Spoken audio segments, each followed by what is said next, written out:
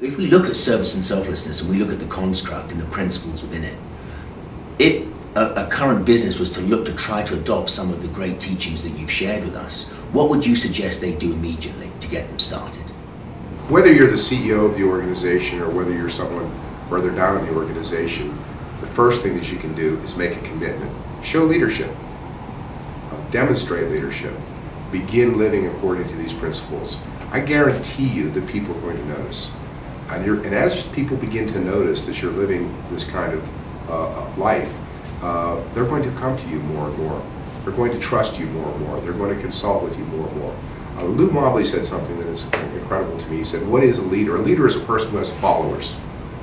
That's the definition of a leader. Any of us who have ever been in corporate America or in any organization realizes the organizational chart does not tell you a darn thing about who's really got the power in the organization.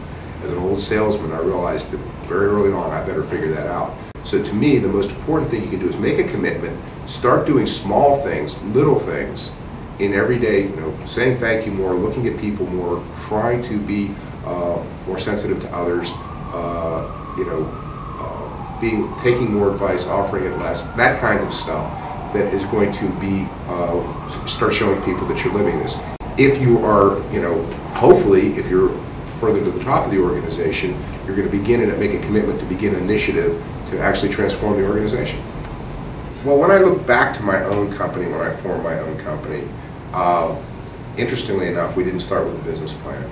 We started with some of my friends who were spiritually oriented like I was. That was our prime mission, to create an organization that was quote-unquote spiritually friendly for our own particular spiritual searches. We started with a list of principles that we're going to build a culture around. For example, keep your promises, keep your commitments. Everybody, we're going to help everyone get over the bar, but we're not going to lower the bar for anyone. We started with a whole list of these principles.